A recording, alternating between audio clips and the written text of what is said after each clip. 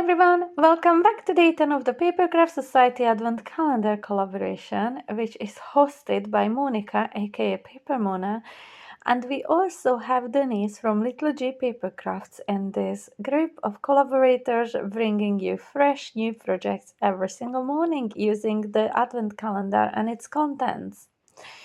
Fixing my camera up a bit. Sorry if I made you dizzy there, guys. So be sure to check those ladies' channels out as well. I will have them linked in the description box below. So for day 10 we have a cute stamp set by Textures with some smashing good sentiment stamps in there.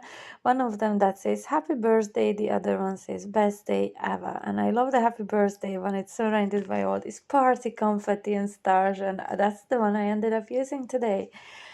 So I wasn't sure where I was headed with my card. So there's loads of floral and foliage stamps in there.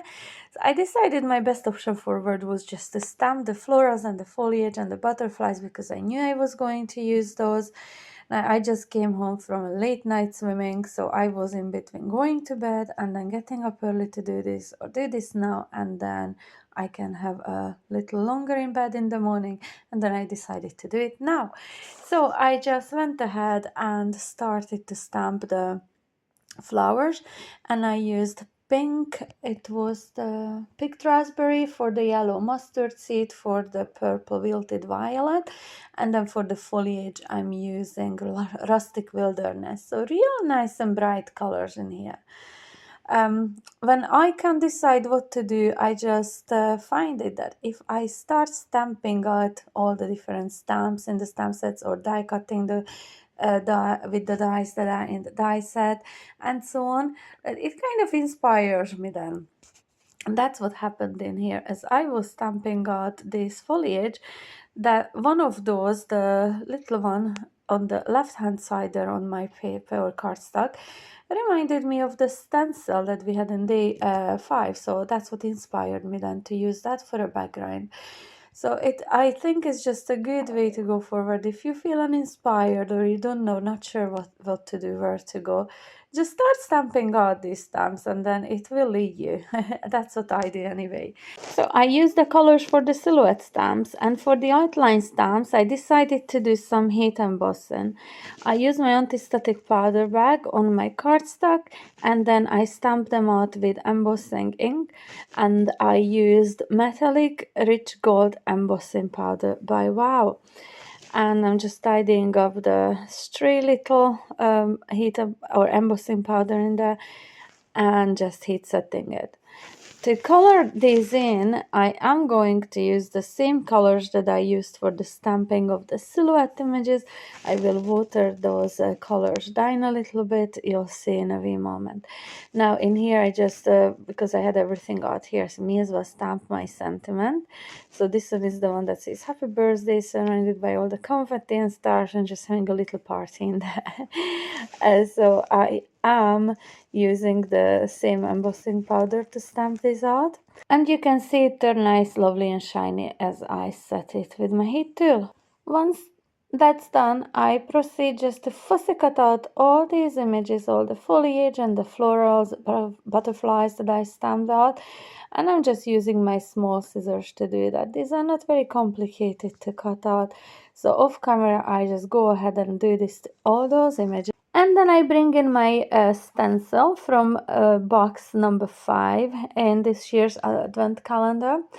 And I'm just using rustic wilderness, and I love using my magnetic mat with the magnets to hold my stencil in place. I'm going to repeat this one more time because I wasn't sure how many of these will I need for the design that I had in mind. So once the 2 of them were done, I'm going to cut these down to 1.5 inch squares. And I just show you a couple in here, the rest I do off camera.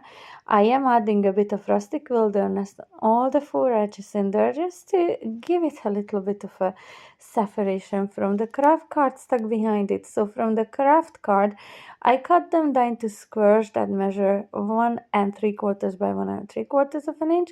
That way, when I glue the smaller square on top, I get that lovely even border on all 4 sides. and off camera I proceeded to do this several times. I have a card base measuring 5 by 7 inches. The craft card I cut to 4 3/4 by 6 3/4, and the white cardstock that I'm working on in there measuring 4.5 by 6.5. And I like this kind of arrangement, so I proceed to glue my square stein in this kind of a position. And again, I do that off camera. Once that's done, I am starting to cut away all the excess bits, but I realized that I need to set this aside to let it dry a bit. So while that was getting done, I die cut the sentiment using a scalloped circle die, and mine is from Chloe's Creative Cards, so you can use any circle dies that you may have in your stash. So the magic of editing, this had a little time to dry, so I was able to cut away all those excess pieces, and now you can start to see it come together. So I decided to add a bit of a rustic wilderness on the edges, on the edge, all around the edge of the circle die cut as well in there. I didn't add any extra ink to my brush, I just used what was left in there. So I just decided to pop these on foam pads because it needs to be lifted away from the background a bit. I bring in all my fussy cut images as I'm going to try to arrange them in a way that I like them. So while I'm doing this, I will be using liquid glue and foam pads to add this to my card. While you're watching me do this, I would like to ask you if you've been following along in our collaboration. We have 10 days worth of videos between the three of us. There's 30 videos altogether today to watch using the Advent calendar. Monika and Denise are both posting some amazing makes. It's very interesting how the three of us opening the same boxes come up with completely different ideas. And I do see that some other people started to share some makes as well, and some of those were inspired by the makes that we made. So it's just so rewarding to see. I really love reading your comments, and I know that so do Monika and Denise. So please go over to their channels as well, which are linked in the description box below, and make sure that you like, comment, and share in there as well as well on my channel. And subscribe if you haven't yet done so. Hit the notification bell so you'll get notified anytime we upload our new videos. And if you would like to join in our collaboration, just use the hashtag you can see on my screen now to share on your social media, and we will be able to see your makes that way. It would be great to see more and more makes emerge as the month goes on. So in here I decided that I wanted some bling, and I was deciding between the purple and the pink, and I went with the pink. It really well matched the color of that rose in there. Even though it looks a bit darker here on camera, in real life it really is a good match color-wise, and I just fancied that one today. So I'm just adding 2 on the top left corner and 3 on the bottom right. And that finishes my card. It's just how lovely is this. Just have a look. This card turned out so lovely.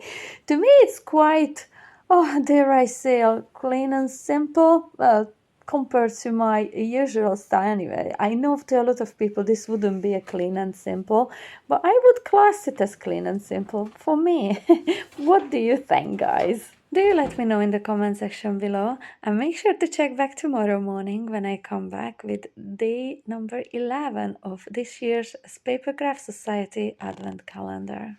Bye!